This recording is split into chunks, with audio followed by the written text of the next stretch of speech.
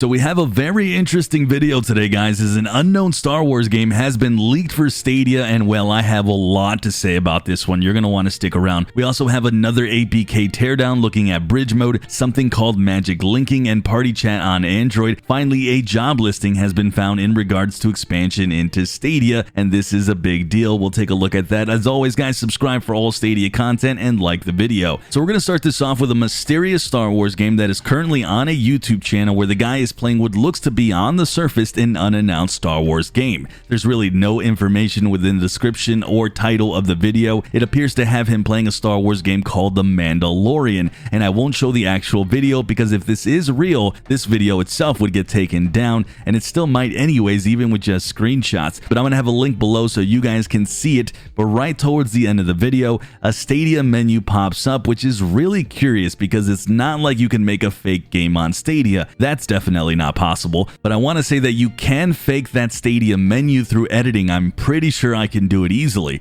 Now, at the moment, we know that a few publishers are working on a Star Wars title. EA is working on something, but I did get confirmation from them it's definitely not their game, and that could potentially lead to us thinking Ubisoft, who is working on an unannounced project from Star Wars, and obviously Ubisoft is a huge supporter of Stadia. So in a way, we can kind of put two and two together here, but I think for myself, I'm going to pump the brakes on some sort of excitement or hype for this. For the record, I've reached out to this gentleman and I emailed him for clarification. No word yet, so if he does come back, I will talk about this again. But there is some reasons to believe that this is fake. According to a friend of mine who does work within the gaming industry, he shared this video to some colleagues. They were very skeptical. The music that starts the game looked to be pulled from a cover on YouTube, and it's not an official one. They found it pretty easily. Also, they mentioned that there seems to be some game design from the early 2000s and that no AAA studio would use those right now. And they also mentioned that if it was a placeholder, it would be a much more obvious placeholder,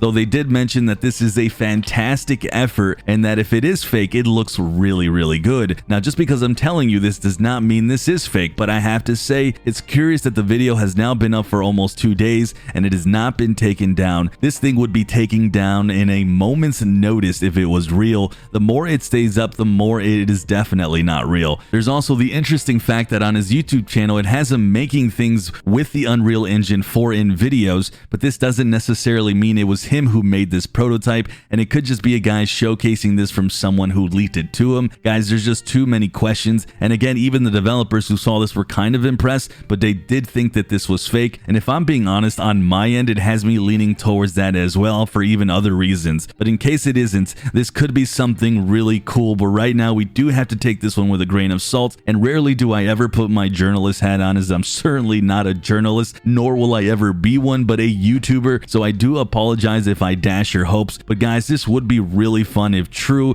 and it's not completely out of the realm. A Mandalorian game makes a lot of sense, as the movie, or I'm sorry, the show itself has a ton of hype. So the very last thing on this topic, we have Lee Reed here from Stadia Source, who says he had a brief chat with Topher from the leaked Mandalorian gameplay, and he says they assured him that they never modded anything and that the footage, and he was asked if the footage was real, but told him that they were not in a position to say. So again, I don't really know what to think of all this. I just finished recording all this and I just saw this right now. So we'll of course have to keep our ear to the ground and continue to see what happens. Again, if this footage continues to stay up, I don't see how it's real, but we'll find out at some point. All right, we're going to look at some tangible Stadia news. As 9to5 Google has done another APK Teardown. Their link will also be down below. They found more work on the upcoming bridge mode, and if you guys don't know what this is, it's the ability to play Stadia via your TV just using your actual cell phone as the game controller, or using your cell phone plugged into an actual gamepad that is then going into the Stadia servers via Wi-Fi. So guys, this is some amazing tech, and now we have some more images,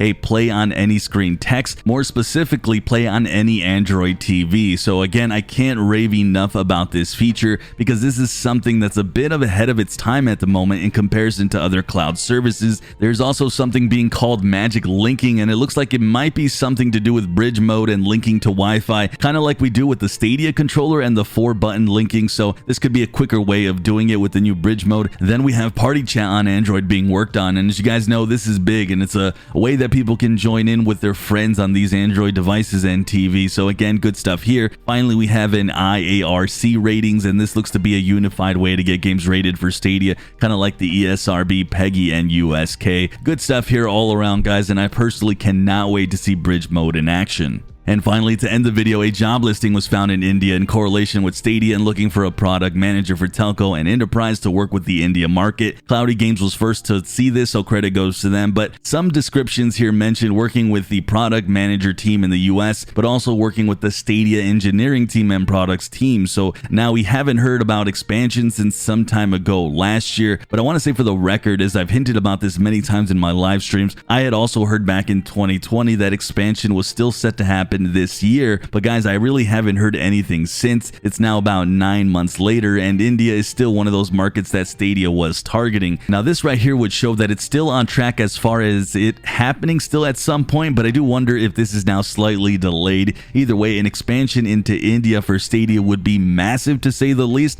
as mobile gaming has exploded in that region. People don't go out and use really consoles or buy them, and my friend Ayush, who's been asking me for nearly 2 years in all my videos in the comments, when is Stadia coming to India? And well, trust me, there is a market for Stadia out there, so we all want this to happen because, guys, more people on Stadia itself equals more publishers wanting to publish their games on Stadia, so this is a big deal. If you haven't already subscribed, like the video. I'm Sunny, and I'll see you guys in the clouds.